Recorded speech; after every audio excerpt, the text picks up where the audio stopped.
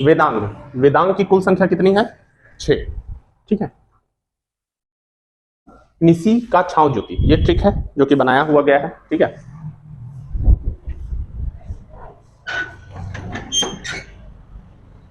नी से हो जाता है आपका, देखो वेदांग की संख्या 6 है। ठीक है। वेदांग की संख्या कितनी है? 6। और हमने इसे क्यों जाना, पढ़ा? वेदों को समझने के लिए। इतने लंबे लंबे वेद हैं, ठीक है, इतनी बड़ी बड़ी पुस्तकें हैं कि सही तरीके से हम लोगों को समझ नहीं पा रहे थे, तो इसके लिए अलग अलग चीजों का विकास हुआ। जैसे बहुत सारे ब्राह्मण ग्रंथों के बारे में मैंने बताया, अरण्यक के बारे में बताया, उपनिषदों के बारे में बताया, स्मृतियों के बारे में बताया, और वेदांग। वेदांग वेद के ही अंश कहलाए, वेद के ही अंग कहलाए। ठीक है। अब इसमें 6 है। निसी का छांव ज्योति ट्रिक है, याद रखना है। निसी का छांव ज्योति, नी से हो गया निरुक्त। नी से क्या हो गया? निरुक्त। निरुक्त का अर्थ है शब्दों का अर्थ समझना। ठीक है। निरुक्त का क्या मतलब हो जाता है? जैसे वेद में कई सारे शब्द हैं, ठीक है, उन शब्दों को हम समझेंगे कैसे? ओ मुन्ना, जब बताते हैं तब लिखना नहीं रहता है, लिखने के लिए समय देते हैं हम। नहीं नहीं बाबू, वैसे नहीं होता, पहले सुनो ध्यान से तुम। ठीक है। नहीं तो बियाह के बाद गड़बड़ी तुम्ही को होगा, हमको नहीं। शब्दों का अर्थ समझना किसने? निरुक्त के द्वारा हम लोग क्या करते हैं? शब्दों का अर्थ समझते हैं। ठीक है। और इस पर ग्रंथ किसने लिखा है बाद में? यास्क ने। यास्क एक विद्वान थे, ठीक है, महर्षि थे। इसके बाद दूसरा है शिक्षा। शिक्षा में स्वर का शुद्ध उच्चारण कैसे करते हैं ये हम लोग सीखते हैं। क्या सीखते हैं? स्वर का शुद्ध उच्चारण करना। स्वर जो हम लोग बोलते हैं, जैसे बचपन में क्या होता था ना, लड़की को बहुत कोई लकड़ी बोल देता था, ठीक है, तो वो सब गलतियां नहीं करना है। स्वर का शुद्ध उच्चारण बहुत जरूरी है मंत्रों के विषय में। थर्ड नंबर पे आ जाता है कल्प। ठीक है। कल्प क्या है?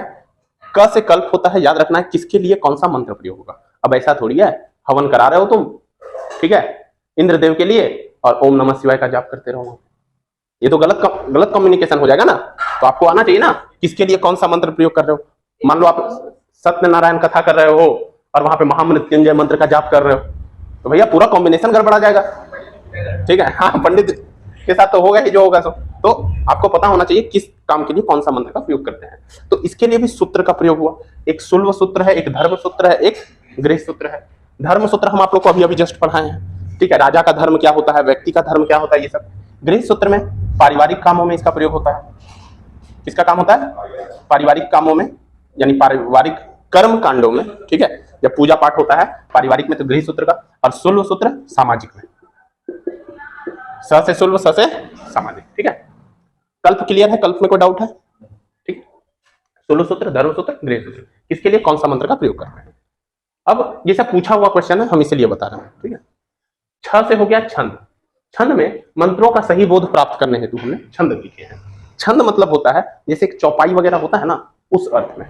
ठीक है। किसी मंत्र है, मंत्र का आपने प्रयोग कर दिया, जैसे महामृत्युंजय मंत्र का प्रयोग कर दिया, ओम त्र्यंबके यजामहे सुगंधिम पुष्टिवर्धनम उर्वारुकमे बंधनान मृत्युमोक्षयमाम था, तो आपने मंत्र लिख दिया है, आपको मंत्र याद है, लेकिन मंत्र का कब प्रयोग करना है, कब नहीं प्रयोग करना है, ठीक है, इसके बारे में भी तो जानकारी होनी चाहिए ना।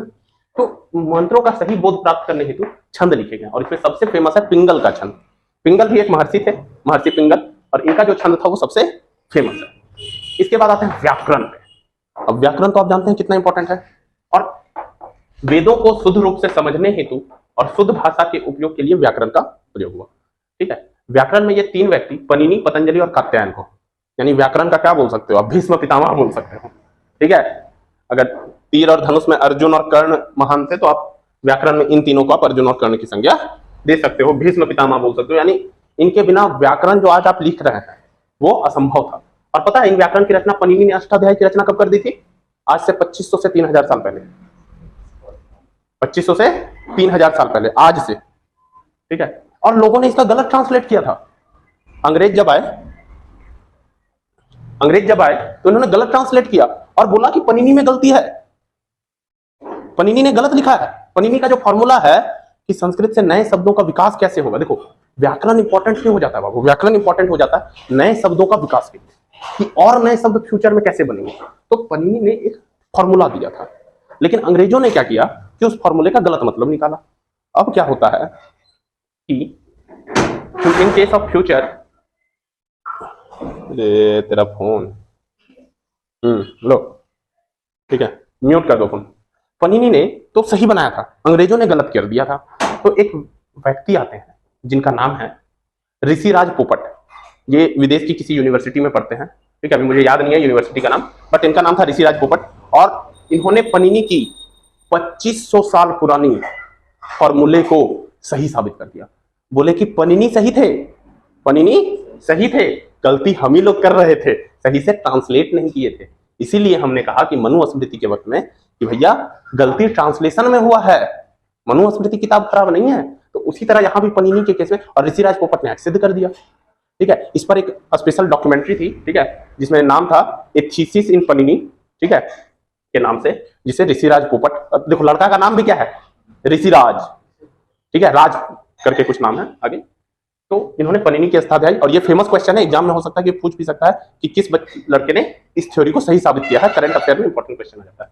पतंजलि का महाभाष्य, पतंजलि का महाभाष्य, ये तुम्हारा आपका क्या बोलते हैं, पहली शताब्दी में लिखा गया था, 500 साल में, यानी सम्राट अशोक के 2-3 पीढ़ी के बाद जब शुंग वंश का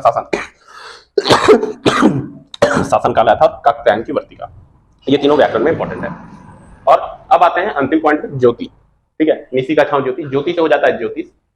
अब ज्योतिष का काम क्या होता है, ज्योतिषाचार्य, कोई भी मठ वगैरह आप देखोगे, जैसे यहीं पर कांको मठ है या कोई भी मठ वगैरह में आप जाओगे तो उसमें एक ज्योतिषाचार्य होता है, जो कोई भी यज्ञ वगैरह होता है या अनुष्ठान होता है तो उसमें डायग्रामेटिकली, जियोमेट्रिकली सारी चीजों को सही करते हैं। और इसमें जो सबसे फेमस थे हमारे, वो थे आपके लगध मुनि नाम के व्यक्ति, ठीक है। लगध मुनि ने ज्योतिषाचार्य के रूप में सबसे बेहतरीन काम किया, बहुत सारी किताबें लिखी हैं, ठीक है, टीका टिप्पणी लिखी है।